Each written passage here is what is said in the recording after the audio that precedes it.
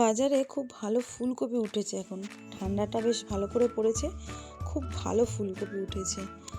ফুলকপিটা দেখেই মনে হলো আমার মা খুব ভালো ফুলকপি রোস্ট বানায়। কি করে বানায় কি জানি, আমার ঠিক ওই টেস্টটা আসে না। আমার মা এত টেস্টি করে বানায়, না আমিও বানাতে পারি না। কি বলবো বন্ধু তোমাদের, তো গিয়ে দেখলাম যে মা কিভাবে ঠিক ফুলকপি রোস্টটা বানায়। দেখলাম আলু ফুলকপি সব কেটে কেটে নিয়েছে, নিয়ে সব মশলা আগে গুছিয়ে নিয়েছে, টমেটো পেস্ট করে নিয়েছে, পেঁয়াজ পেস্ট করে নিয়েছে, আদা রসুন আর কাঁচা লঙ্কা একসাথে বেটে নিয়েছে।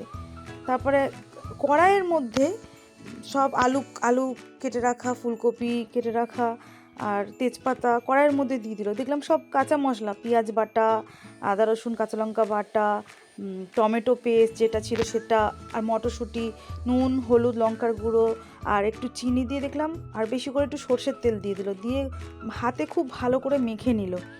নিয়ে তারপরে হালকা একটু জল, জাস্ট একটুখানি জল দিয়ে গ্যাসের মধ্যে বসিয়ে দিল।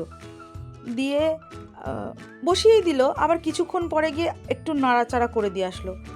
তারপরে আবার মিনিট 10 পরে আবার একটু নাড়াচাড়া করে একটু গরম মশলা গুঁড়ো দিয়ে দিল।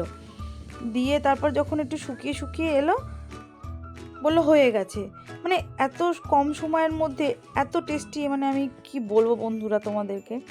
আর যেমন দেখতে তেমন খেতে হয়। এটা ভাত, রুটি, পরোটা, লুচি সবার সাথে খুব ভালো লাগে। মানে মানে এই টেস্টটা আমিও, মানে এই টেস্টটা কি বলবো, আমার মায়ের হাতে মানে সব থেকে ফেভারিট এটা ফুলকপির রোস্ট আমার মা বানায়।